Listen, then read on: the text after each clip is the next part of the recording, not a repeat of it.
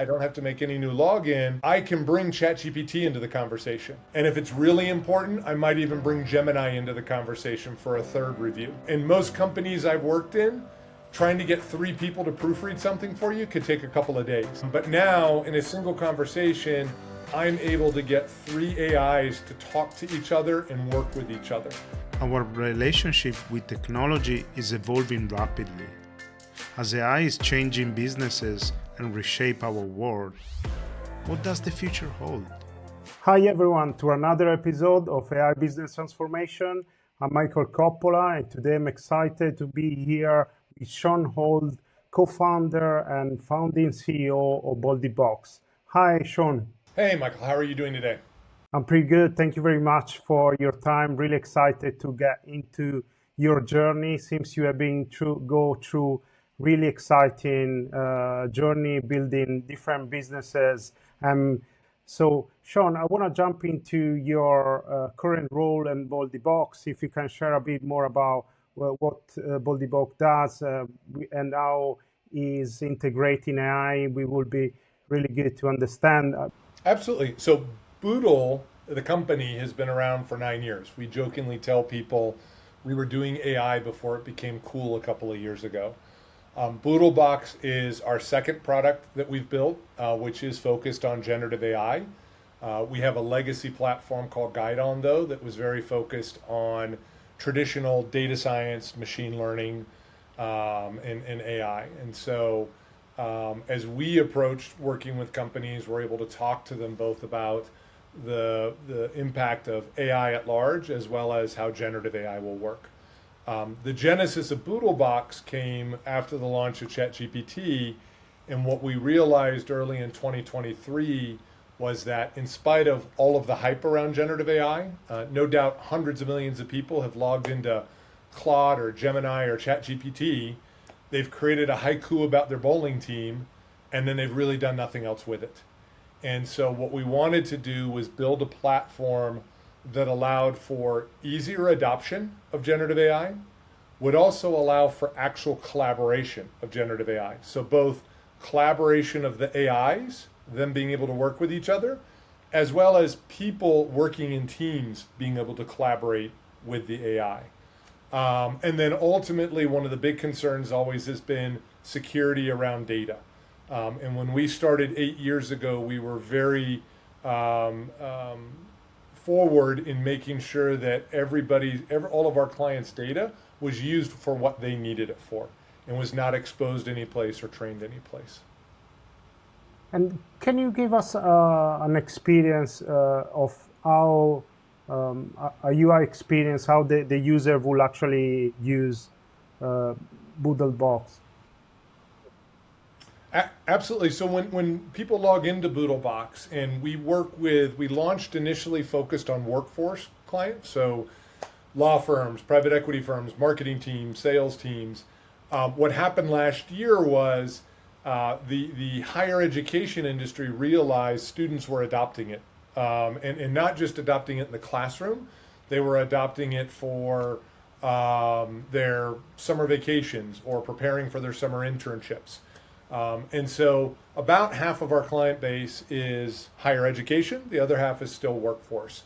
And ultimately it becomes kind of a self-fulfilling prophecy, right? Because as seniors or second-year MBAs or third-year law students graduate, they go into the workforce. When they log in, what they see is not dissimilar to what they might see if they log directly into ChatGPT or into Claude. They have a chat window, they have their chats off to the side. What is different is in what they can do inside of it. So in a single conversation, as I mentioned, collaboration is a big feature. In a single conversation, and I do this almost on a daily basis, I will take something I have written, I will save it into knowledge so that I can then bring Claude into the conversation, and I can ask Claude to edit it for me. And then I can look at the 12 edits Claude gives me, and I can say, you know what, I like 2, 8, 9, and 12. Rewrite it. And it will rewrite it for me.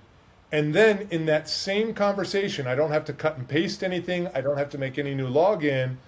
I can bring ChatGPT into the conversation. And because ChatGPT can see what Claude has already told me, when I ask ChatGPT to edit it, it doesn't regurgitate what was already told to me. It will give me net new edits.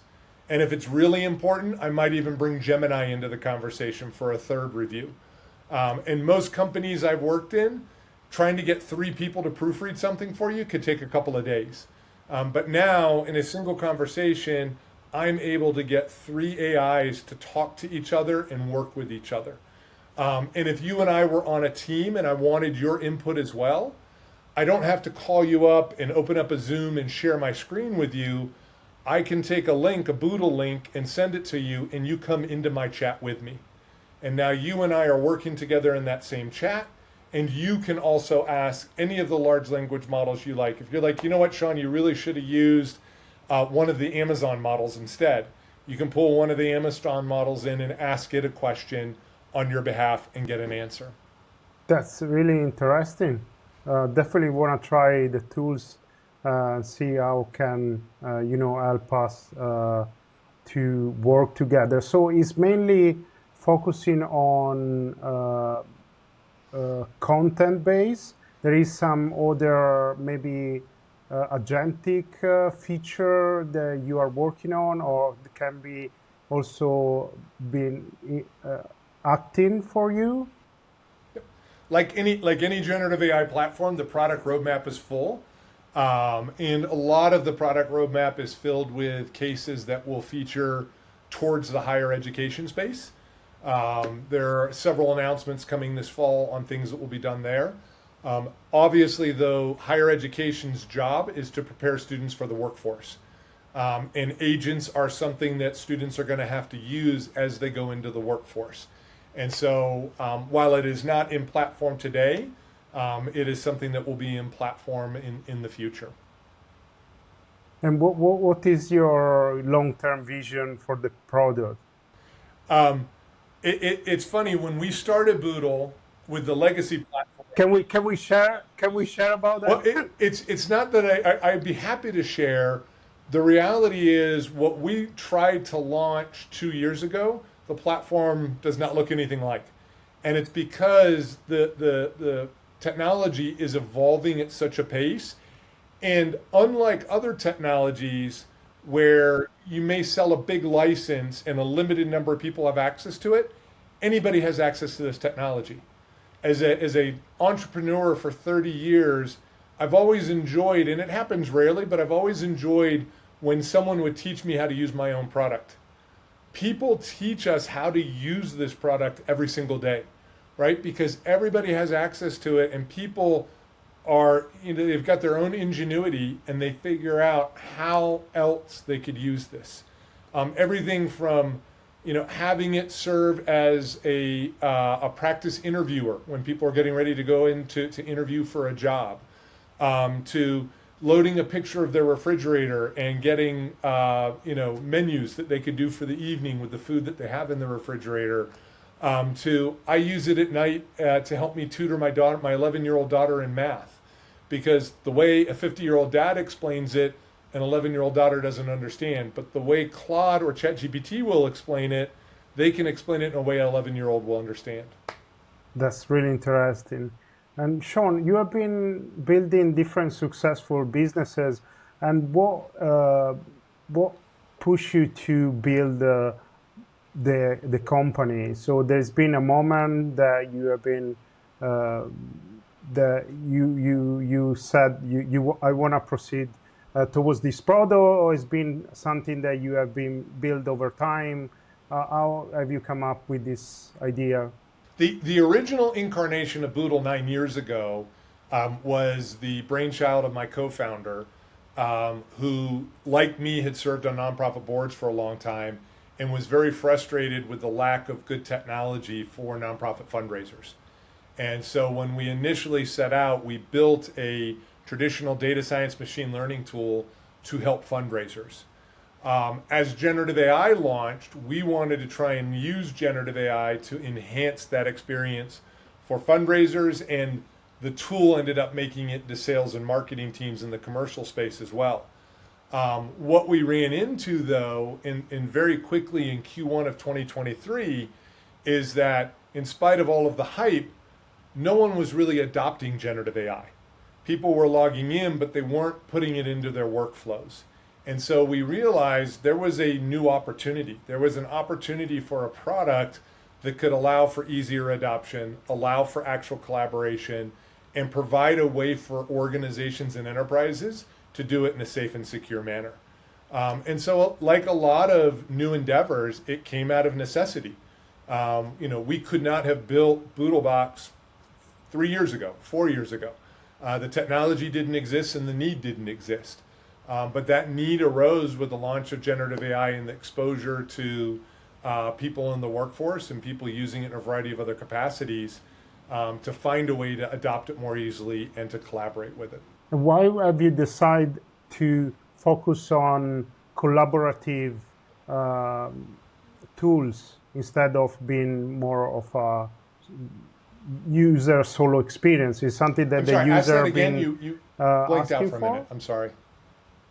I said, why have you focused on a collaborative AI tool? Yeah, I mean, one, it was user feedback. Two, it is we, as teams, when we work in teams, we already collaborate on a regular basis. We have Slack that we collaborate in. We have Google Sheets and Google Docs that we collaborate in. So we're used to collaborating. It's a natural extension that if you have an AI tool, you want your teams to be able to collaborate with that tool to enhance the productivity.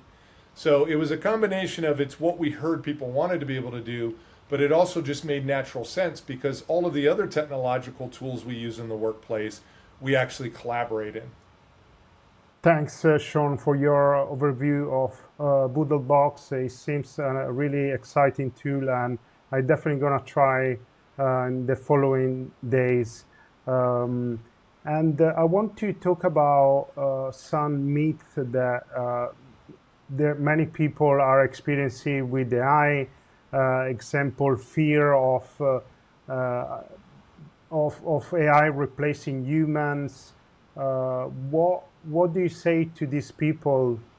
I will be curious to know. You are in the space for a long time, so you have seen an evolution also from traditional machine learning to generative AI, and now we have seen a big coming into the market of agentic AI.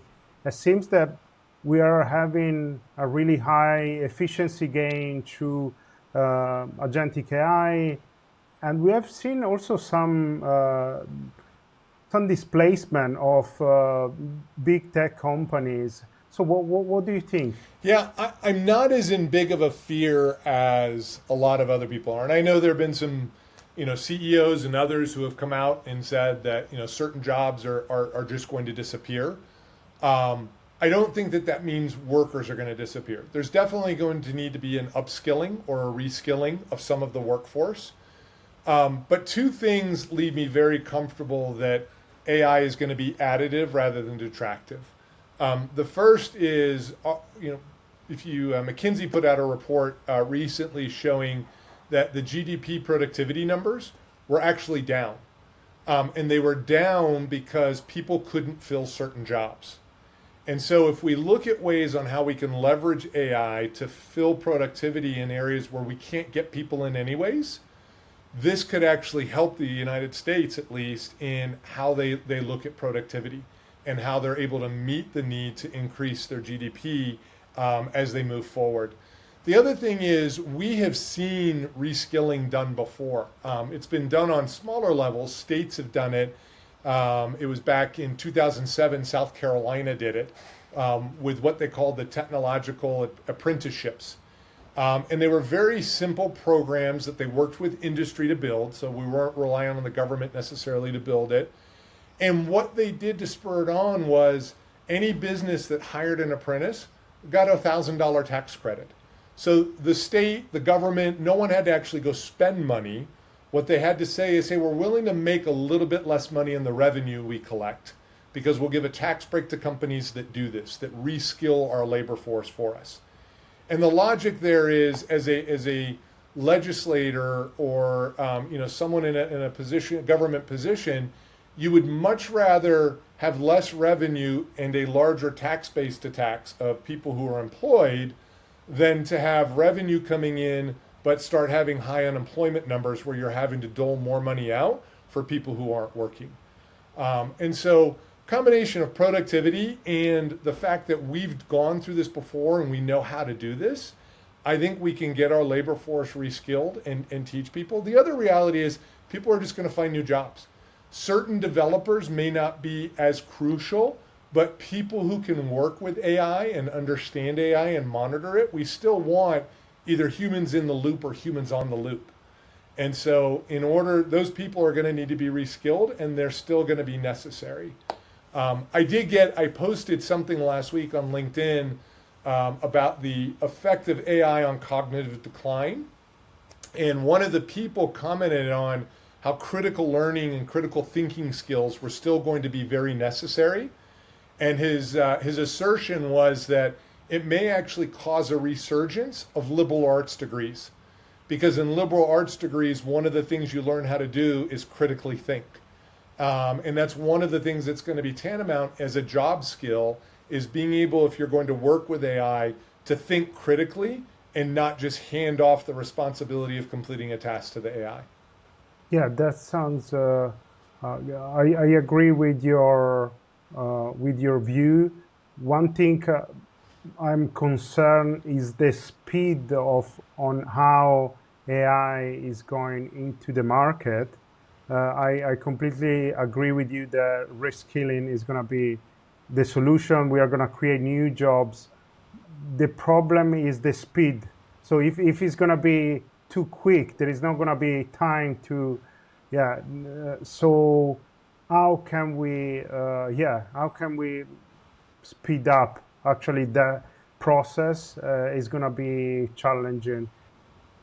You're absolutely right. And some people don't look at it in the right way. So I'll give you two quick examples. One is I have talked to dozens of private equity firms that are looking at how do we use AI in our portfolio companies. And usually the most common comment made initially is, hey, we want to use AI to be able to cut our headcount, right? We want AI to replace the humans because I don't have to pay the AI. I do have to pay the humans. And the conversation I usually have with private equity teams is in asking them, hey, when you sell this company, are you going to get rewarded on how low your costs are or how much your revenue is? And it's, of course, the answer is they get rewarded on how much revenue they're drawing in. And so what I try to show them is you can actually use this technology and keep the team you have, but empower them with AI to be more productive and drive more revenue and allow you then to sell your company at a higher value because it's obtaining more revenue. And the interesting thing is by the end of the conversation, many of the PE people are like, well, really what I need to be doing then is hiring. Because if I can hire more AI empowered employees, it's going to drive my revenue even higher. But the mindset before has always been, hey, let's lower cost as much as we can. And so there's a responsibility outside of the technology, just in the business mindset of rethinking how we approach business and what we do. The second thing businesses have to get over is I hear a lot of people concerned about, well, I don't want to use the AI because it hallucinates and it doesn't always give me the perfect answer. And the question I always ask whenever a CEO says that to me is I ask the question, have you ever written a letter of recommendation, a glowing letter of recommendation? And the answer, of course, if they're a CEO is yes, they have. And then I ask them, I say, well, did that person ever mess up? Well, everybody messes up. And what I explained to them is I'm like, so you have a failure rate that you accept where you would still write a glowing recommendation and hire someone again, right? Well, you've got to have that same failure rate for machines, right? There has to be a failure rate of which you'll accept that machines are not going to be perfect. And that's why you're still relying on the humans to add that and make sure there's a checks and balances there that'll make the output as close to perfect as possible. Sean, thank you very much for your great insight. I want to understand a little bit more about how are you using AI into your processes. As you are in business for the last 30 years. So I think your perspective in how processes as well are changing with the use of AI. Would be good to know your insight about that. Absolutely. Look, I mean, all of my businesses that I've worked with have used technology. We only recently, with the launch of generative AI, have given access to AI technology to anybody who wants it, right? Anybody can log in for free to Gemini, to Claude, to ChatGPT or BOULDYBOX and use it for free. They don't need their company to pay for it. They don't need to go through an approval process to get budget in order to use it. And as I mentioned earlier, that has allowed people to understand new ways that they can use the technology. Within my own operating and with what I see within what the Boodle team has done is I use it daily. As I mentioned before, I use it to proofread something I may have written. I posted on LinkedIn last week. I used to stare at a lot of white pages when I was trying to start a slide deck or a speech or a LinkedIn post. And I'd stare at that white page for a long time. And now I don't have to, right? I can go to generative AI and say, hey, here's what I want to talk about. What would be 10 interesting ways to approach it? And it gives you a bunch of ideas, and some of them are out there and wacky and you would never use. Others are extremely interesting. But typically I get to where I want to get a heck of a lot faster rather than staring at a white page. What's been fascinating is to see how people have intuited their own ways to use the technology. We have watched job seekers and students use it to find out that they've got an interview with Michael, and they will go into Perplexity and get all the publicly available information about Michael. They may go grab his LinkedIn profile and load that into Knowledge, and then they ask Claude to take on the role of Michael and do a practice 30-minute interview. And the questions that you get are not generic interview questions like, tell me your biggest weakness, tell me your biggest strength. They're questions that fall in line with things that Michael would be interested in. And so, the different ways people are able to approach this, both in how they use it personally and how they use it for the business, are what is just becoming more and more fascinating. What we're seeing is businesses using AI in a variety of ways. More so, though, what you're seeing is individuals using it in a variety of ways. And I think one of the biggest problems, and McKinsey just cited a study to this, that while adoption by individuals has increased dramatically, the actual benefit to organizations is not as prevalent. So I think the numbers that they cited is that of all the companies they interviewed, while adoption was nearing 50% amongst their staff, that of those companies interviewed, less than 5% of them could show where generative AI led to an increase in revenue, and less than 1% of them could show where generative AI led to their EBITDA looking better. And so that's where I think the next big growing is going to happen over the next 12, 18, 24 months, is organizations looking at how do I take this tool that people are using on an individual basis to make themselves more productive and guide it towards our business strategy and allowing it to benefit the organization at large, not just the individual. And that's one of the big things. I talk to a lot of CEOs and board members who will ask, hey, can you help us build an AI strategy? And I tell them no, because you have a business strategy. If you've got an AI strategy, now you got people saying, hey, boss, which direction do I go? What leaders need to do is figure out how AI can empower their business strategy. They need to have one strategy the whole team can move towards, and the team needs to take their newfound skills and guide it towards that business strategy. Yeah, we are actually building AI agent for businesses, and we are seeing if we try to, yeah, as you said, if you try to do a separate thing that goes parallel with businesses, I think there is going to be a lot of confusion. Exactly what you said. If you instead, yeah, you take the same process that you have and you improve it by using these AI tools, then you see a big increase in efficiency, and automation. So yeah, I think I agree with your point of view. And Sean, you have been build um, businesses with million of revenue, and you have been scaling different businesses. What leadership principle have you learned by building these businesses? I think the greatest leadership principle I got taught, I've carried with me from my time in the Army. When I entered the United States Army, my father was in the Army as well. And he told me, he says, when you become a second lieutenant, you're going to become a platoon leader. And when you're a platoon leader, you have a platoon sergeant. And he said, your platoon sergeant will always work for you. He has to work for you. But what you're striving for is for your platoon sergeant to work with you. And there's a big difference in those two. And so, what my time in the military and then my time in the private sector, building companies, working with companies, I've always looked to find a way to make sure that I empowered people so they would want to work with me and not just work for me because I had a title and they had a different title. So empowering people, so excite them to work with you, and yeah, bringing value to them.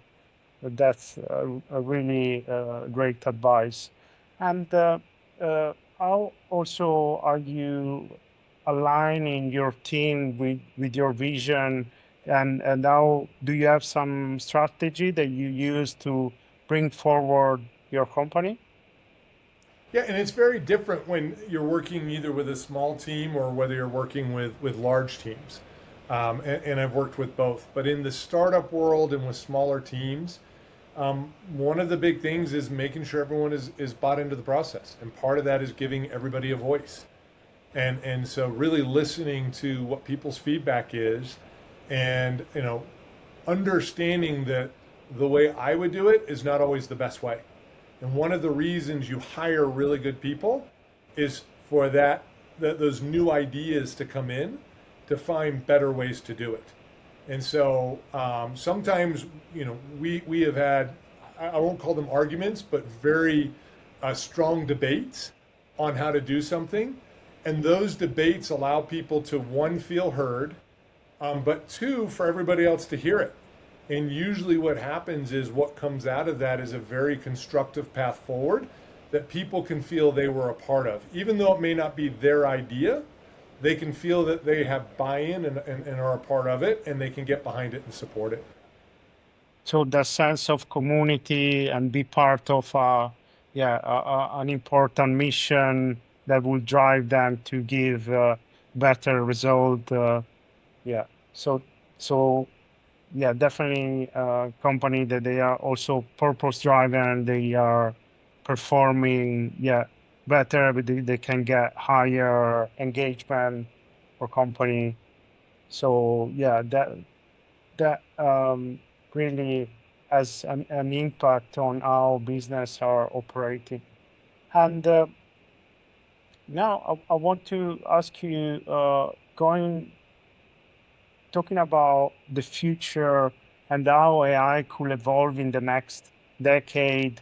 What do you think is one of the most important skill set that someone should have in this AI first led workspace? I mentioned it earlier, and I think it's the ability to think critically. We have to make sure that we remain as the human in or the human on the loop, and we need to not get comfortable just letting AI do our job or letting AI do the work. We need to be able to recognize when it's not doing what it's supposed to do. We need to recognize when it hasn't completed fully what it's supposed to do. And so it's truly looking towards the human machine team, but making sure that that human knows their role and keeps to their role and doesn't delegate their role over to the machine. Have you ever think about if AI will be able to take over over human as a his own kind of consciousness and could be a treat for humanity? And that's the goal of everybody who's searching for AGI right now, right? And whether our current technology can get us there, we don't know. There's no doubt that OpenAI and other large companies are trying to achieve AGI. Right now, in the current state, the LLMs that we have access to, they're not capable of it. They are simply logicking towards what is the next token, what is the next thing that should come. There's a big leap from that to empathy and understanding and critical thinking. And so, will it happen? I think, especially with the advent of quantum computing, when we achieve that we've probably got a much bigger chance of replicating what a human can do. But with current technology, we're just not there yet. But, if you look at 5 years ago, we didn't have large language models with the current technology we had. And so the evolution will continue. It excites me. What we need to do as humans is figure out how do we harness that to allow humanity to be better, and move forward in a direction that benefits humanity. I think there are many different outcomes that some technology are bringing to society. We have seen many different revolutions. I think we are in the middle of one revolution, and reading through different books, I passed through this concept of plentitude. There is this, have you heard about that? Is that a kind No, of I have not. this is kind of this moment when we are going to have majority of people in the world, they're going to have basically accessibility to everything, because AI will allow to brings down the cost of most of goods and services. So because we are going to have automation, we are going to have, robot taxi, so that will allow to bring cost, make cost really, really low. So could happen that in 10 years time, 20, the living cost will be much lower than it is, and will allow to